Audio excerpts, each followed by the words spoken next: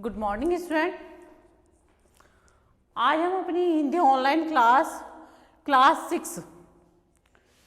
Six का chapter हमारा जो सेकंड है हिंदी रीडर का परीक्षा। चैप्टर का नाम क्या है? परीक्षा। परीक्षा यानी जांच यानी एग्जाम। जब तक आपकी बच्चे की परीक्षा नहीं होती है या किसी भी व्यक्ति की परीक्षा नहीं होती है तो उसका पता नहीं लगता कि वह उसने कितना सीखा है या वह कितना परिपक्व हुआ है। तो परीक्षा जांच से ही हमें पता चलता है कि इस व्यक्ति को कितना ज्ञान है।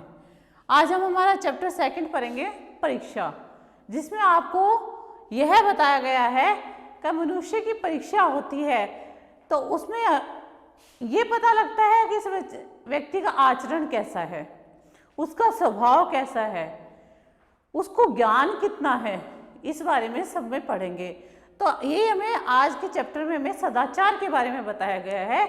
सदाचार क्या होता है? इसमें अच्छा आचरण होना। कि अगर व्यक्ति में अच्छा आचरण है तो चाहे उसको कितना भी कोई और बोले वह अपने रास्ते से कभी नहीं भटकता है। यानी उसका आचरण अच्छा है तो उसमें गुण भी अच्छे होंगे। जिस व्यक्ति में गुण अच्छे होते हैं वो अच्छे कार्य करता है, अच्छी सोच रखता है, अच्छे विचार रखता है। और अगर उसके अच्छे विचार होते हैं, अच्छी सोच होती है तो उसका कार्य भी अच्छा ही होता है। चाहे उसको दूसरे व्यक्ति कितना भी कुछ कह दे, लेकिन मनुष्य को कभी भी अपना अच्छा आचरण नहीं छोड़ना चाहिए। तो हम सदाचार के बारे में पढ़ेंगे। इस चैप्टर में आपको सदाचार के बारे में बताया गया है कि सदाचार हमेशा अच्छा आचरण करना चाहिए और अच्छे आचरण के द्वारा एक व्यक्ति इतना महान बन जाता है कि उसके गुणों को लोग याद करते हैं कि वह व्यक्ति कैसा था, उसने कितना अच्छा काम किया है, कितना लोगों के बारे में भला सोचा है, कभी भी गलत रास्ते पे नहीं गया है। तो ऐसे व्यक्तियों का सभी सम्मान करते हैं। इसलिए मनुष्य को हमेशा अच्छा आचरण ही अपनाना चाहिए। अब आज हमारे चैप्टर परीक्षा में हमने हार्ड वर्ड्स लिखे हैं, शब्दार्थ है प्राचीन। प्राचीन मीन्स क्या होता है स्टूडेंट? पुराना। गुरुकुल क्या होता है? जैसे आजकल हमारे स्कूल में जैसे शिक्षा होती है, जैसे स्कूल होते हैं, वैसे पहले के टाइम में स्कूल नहीं होते थे। क्या होते थे? गुरुकुल होते थे।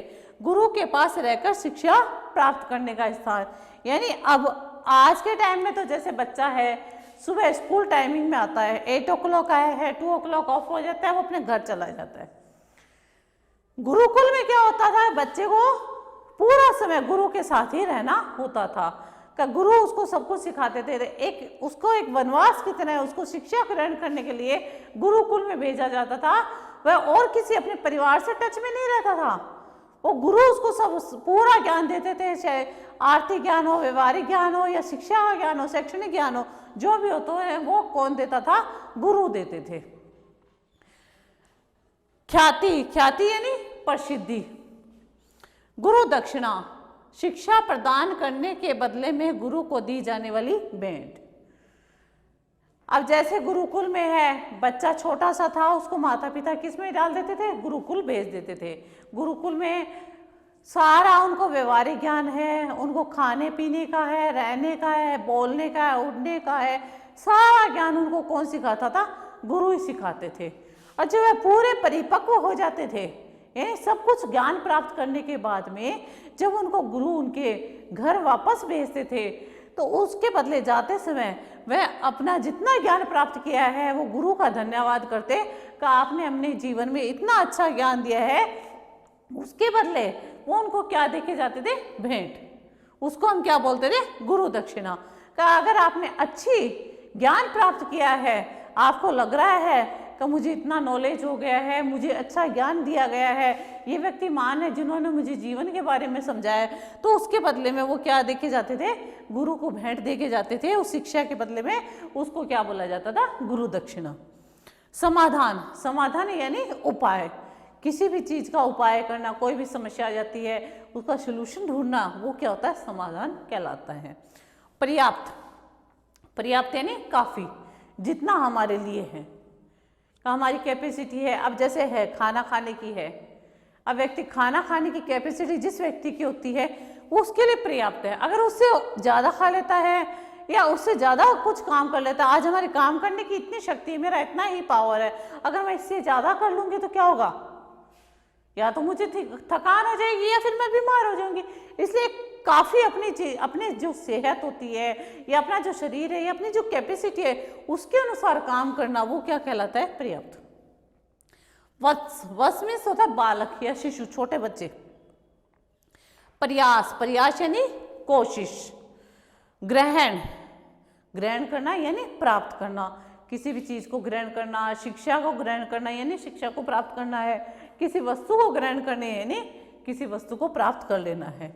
कसौटी, कसौटी यानी उसकी परख या जांच होना। परख यानी परीक्षा होना, जांच, जैसे आपके टेस्ट होते हैं, स्टूडेंट एग्जाम होते रहते हैं, तो आपकी परख होती रहती है बीच बीच में। जैसे आपके फर्स्ट टर्म होते हैं, सेकंड टर्म होते हैं, स्टूडेंट पीटी फर्स्ट होते हैं, ऐसे 1 होते हैं, तो ये सारे क्या होते हैं, आपकी जांच होती रहती है कि आपको कितना ज्ञान प्राप्त हुआ है, और उससे आपकी कसौटी का पता चलता है कि आपको कितना ज्ञान प्राप्त हो चुका है, उससे जांच हो जाती है आपकी। गुणवान यानी अच्छे गुण वाला, जिनमें अच्छे गुण होते हैं। अच्छे गुण वाला कौन होता है इसमें, जिसमें अच्छे गुण होते हैं, सबका सम्मान करता है, माता पिता का सम्मान करता है, सबसे अच्छा व्यवहार करता है, अच्छे कार्य करता है और सबका ध्यान रखता है। ऐसा नहीं जो व्यक्ति अपना अपना ध्यान रखता है, अपना ध्यान तो जानवर भी रखते हैं, जानवर भी अपना ध्यान रखते हैं, वो सिर्फ है, आपने देखा है कुत्ता होता है, कुत्ता अपनी चिंता करता है कि मुझे ये रोटी मिलनी चाहिए, अगर उसके पास में अगर दूसरा भी आ जाता है तो वो उसको भोंकने लग जाता है अपनी रोटी के लिए। तो अपना अपना अपना स्वार्थ बनना ऐसा व्यक्ति को कभी नहीं करना चाहता है। अगर जो व्यक्ति स्वार्थी हो जाता है वो एक जानवर की प्रवृत्ति में आ जाता है। इसलिए हमें मनुष्य जीवन मिला है तो हमें क्या है, अच्छे गुण करने चाहिए, अच्छा काम करना चाहिए, ना कि स्वार्थ की भावना रखनी चाहिए। जो व्यक्ति स्वार्थ की भावना रखेगा वो जानवर की कैटेगरी में यानी जानवर की तरह हो जाएगा। तो हमेशा व्यक्ति को क्या है, दूसरों की भलाई के लिए अच्छा सोचना चाहिए। अगर आप दूसरों के लिए अच्छा काम करोगे तभी तो लोग आपको कहेंगे ये व्यक्ति अच्छा है, ये खुद का नहीं है दूसरों का भी सोचता है। ऐसा नहीं हमें खुद का नहीं सोचना चाहिए, हमें खुद का भी सोचना चाहिए और दूसरों का भी सोचना चाहिए, लेकिन अपने मन में स्वार्थ की भावना कभी नहीं लानी चाहिए। जो व्यक्ति स्वार्थी हो जाता है वो व्यक्ति सिर्फ अपना अपना ही सोचता है। तो ये आज हम चैप्टर पढ़ेंगे हमारा, जिसके मैंने आपको शब्दार्थ बताए हैं। पहले हमें शब्दों का ज्ञान होना चाहिए, शब्दों का ज्ञान होता है तभी हमें उस चीज के बारे में, उस चैप्टर के बारे में समझ में आता है। तो हम चैप्टर हमारा 2 पढ़ रहे हैं, क्या हो गया, परीक्षा। सदाचार सबसे बड़ा धन होता है, यानी जो पैसा है, रुपया है, गाड़ी है, मकान है, ये धन नहीं होता है। अगर व्यक्ति का अच्छा आचरण है तो वो क्या करता है, स्वयं अच्छा आचरण होगा तो वो धन कैसे भी कमा लेगा। अगर उसमें बुद्धि होगी, ज्ञान होगा तो वो धन कमा लेगा। लेकिन धन और बुद्धि, धन से कभी ज्ञान नहीं प्राप्त होता है, लेकिन स्टूडेंट बुद्धि से हमेशा धन प्राप्त हो जाता है। इसलिए कहा गया है कि सबसे बड़ा क्या है, ज्ञान ही हमारा सबसे बड़ा धन होता है, ना कि रुपया, पैसा, गाड़ी, बंगला है, ये धन नहीं होता है। सदाचार व्यक्ति समाज में विशेष स्थान और सम्मान प्राप्त करता है। जो व्यक्ति सदाचारी होता है, अच्छा आचरण वाला होता है, उसको सभी सम्मान देते हैं। आपने देखा है कि जो अच्छे काम करेगा लोग उसकी क्या करते हैं, वाह वाह करते हैं कि देखो ये क्या है, कितना अच्छा है, दूसरे व्यक्तियों को प्रत्येक की सहायता करता है, सबको ज्ञान देता रहता है, सबका दुख में साथ देता रहता है, कभी भी ऐसा नहीं सोचता कभी ये काम मेरा नहीं है तो मैं क्यों करूं। तो ऐसे व्यक्तियों को क्या है, सभी सम्मान से याद करते हैं। इस कहानी में सदाचार का पालन करने वाले शिष्य ने गुरु के मन में विशेष स्थान प्राप्त कर लिया। यानी जो व्यक्ति, इस कहानी में आपको ये बताया गया है कि सदाचार यानी अच्छा आचरण का पालन करने वाला व्यक्ति है, उसने क्या है, अपने गुरु के मन में भी स्थान प्राप्त कर लिया। यानी गुरु क्या, अगर आप अच्छा काम करोगे तो क्या होगा स्टूडेंट, सभी के मन में स्थान, अच्छा स्थान प्राप्त करोगे। अगर बुरा काम करोगे तो क्या होगा, लोग क्या कहेंगे, लोग यही कहेंगे कितना बुरा व्यक्ति है, किसी का भला नहीं करता, ऐसे व्यक्ति का तो नहीं होना ही भला होता है। और जो अच्छा काम करता है उसको मरने के बाद भी लोग याद करते हैं। इसलिए व्यक्ति को क्या है, हमेशा अच्छा आचरण ही अपनाना चाहिए, अच्छे काम ही करने चाहिए, अच्छे गुणों को ही अपनाना चाहिए। कहानी में हम यही पढ़ेंगे आज। प्राचीन समय की बात है, प्राचीन समय यानी पुराने समय की बात है। तब शिक्षा प्राप्त करने के लिए आजकल की तरह विद्यालय नहीं हुआ करते थे। क्या नहीं होते थे? स्कूलें नहीं होती थी, गुरुकुल हुआ करते थे। वहीं पे व्यक्ति को क्या मिलती थी? शिक्षा मिलती थी। छात्र गुरुकुल में रहकर शिक्षा प्राप्त करते थे। कि वहीं पे सोना है, वहीं पे रहना है, वहीं पे खाना है, वहीं पे काम करना है, वहीं पे सारी चीजें सीखना। ज्ञान के साथ साथ घर के काम करना, बाहर का नॉलेज करना, सब कुछ क्या है, गुरु ही हमें सिखाते थे। एक प्रसिद्ध गुरुकुल था। गुरुकुल यानी जहाँ गुरु के पास रहकर शिक्षा प्राप्त करने का स्थान होता है, उसको क्या बोलते हैं? गुरुकुल, जिसका आजकल नाम कर दिया गया है स्कूल या पाठशाला। वहाँ के गुरु बहुत विद्वान थे। विद्वान यानी उनको बहुत अधिक ज्ञान था। उनकी ख्याति दूर दूर तक फैली हुई थी। ख्याति यानी प्रसिद्धि, दूर दूर तक सब उसको महान मानते थे कि ये गुरु बहुत अच्छी शिक्षा देते हैं। इनके गुरुकुल में पढ़ने वाले बच्चे क्या है, हमेशा ज्ञानी और सदाचार का पालन करने वाले ही, अच्छे गुणों को प्राप्त करने वाले ही होते हैं। एक दिन गुरुजी अपने आश्रम में उदास बैठे हुए थे, चुपचाप बैठे थे कि भाई मेरे पास ये समस्या आ गई है, मैं इसका कैसे समाधान करूं, इसके बारे में वो सोच रहे थे। विद्यार्थियों ने उनसे उदासी का कारण पूछा। तो गुरुजी आप आज उदास कैसे बैठे हो, क्या कारण है? तो उन्होंने बताया मेरे सामने एक गंभीर समस्या आ गई है।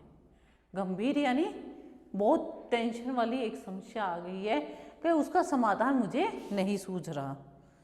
मेरी पुत्री विवाह योग्य है। विवाह योग्य यानी शादी करने के योग्य है। मैं चाहता हूँ विवाह करने के लिए काफ़ी धन की आवश्यकता होती है। काफ़ी धन की आवश्यकता होती है इसमें, जैसे उसको कुछ सामान देना है, या शादी में है खाने का खर्चा करना है, या गहने देने हैं, जो भी है कपड़े देने हैं, तो उसके लिए क्या है, धन चाहिए, जो मेरे पास नहीं है।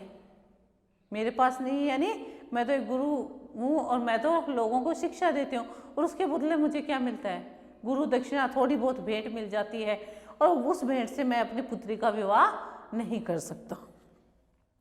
गुरुजी की समस्या सुनकर धनवान परिवार के विद्यार्थी बोले, जो पैसे वाले घर से थे, राजा के पुत्र थे, वो बोले गुरुजी हम अपने माता पिता से कुछ धन लाकर आपको देंगे। तो वो बोले कि गुरुजी हम आपको माता पिता से कुछ धन लाकर आपको देंगे। क्या बोला उन्होंने? कि हमारे माता पिता के पास में बहुत धन है, किसी के राजा के पुत्र थे, तो उनके पास क्या कमी होती है? तो उन्होंने कहा हम अपने माता पिता से मांग कर ला देते हैं ताकि आपकी पुत्री का विवाह हो जाए। आप उसे गुरु दक्षिणा के रूप में स्वीकार कर लीजिएगा। गुरु दक्षिणा यानी आपने हमें ज्ञान दिया है, शिक्षा दी है, उसके बदले हम आपको धन दे देंगे, और उसी धन से आप अपनी पुत्री का विवाह कर लेना। गुरुजी बोले नहीं नहीं, मैं इस प्रकार का धन नहीं ले सकता। कि ये तो हो गया, क्या हो गया? भीख मांगने के बराबर हो गया। कि आज मुझे जरूरत हुई है, मैंने आपको ज्ञान दिया है, उसके बदले आपसे क्या ले लिया? मैंने धन ले लिया। लेकिन ये तो सही बात नहीं होती है। एक तो आप अपनी मर्जी से दो, कभी गुरुजी ने हमें अच्छा ज्ञान दिया है तो हमें ये भेंट दे दें, गुरु दक्षिणा दे दें, और एक मैं आपको मेरी मजबूरी बता रहा हूँ, मेरी समस्या बता रहा हूँ कि मेरी पुत्री का विवाह है और उसके मुझे लिए धन चाहिए, तो ये क्या हो गया? ये तो लालच की भावना होगी, स्वार्थ की भावना होगी इसमें। तो उन्होंने कहा नहीं नहीं, मैं इस प्रकार का धन नहीं ले सकता। तुम्हारे माता पिता सोचेंगे कि मैं लालची हूँ, यानी मैंने आपके बच्चों को शिक्षा दी है, उसके बदले में मैंने क्या मांगा है? धन मांगा है। गुरुजी की बात सुनकर सभी विद्यार्थी पुनः सोच में पड़ गए। तो वो सोच में क्या पड़ गए कि गुरुजी तो हमारे माता पिता से धन नहीं लेके आ रहे, हमारे पास इतना धन है नहीं कि हम इनकी पुत्री के विवाह के लिए दे सकें। अब हम कहाँ से मांग कर लाएं, कहाँ से लाएं? और चोरी करते हैं तो गुरुजी ने हमें ये सिखाया नहीं है कि चोरी करके लाओ या किसी से और से उधार मांग के लाओ, ये भी हमें शिक्षा में नहीं सिखाया गया है। तो स्टूडेंट आपको ये बताया गया इसमें कि व्यक्ति को समस्या का समाधान करना चाहिए, ना कि उसके लिए क्या है गलत रास्ते पे जाना चाहिए, बल्कि अच्छे रास्तों से भी क्या है अपनी समस्याओं का समाधान निकल सकता है। तभी गुरुजी बोले, मेरी इस समस्या का एक समाधान है,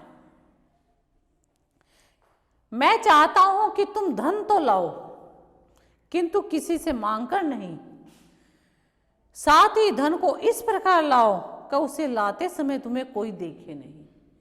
तो उनके आगे क्या शर्त रखी गुरुजी ने कि तुम धन तो लाओ लेकिन किसी से मांग कर मत लेके आना, और ऐसे भी लेके आना कि आपको कोई देख ना सके।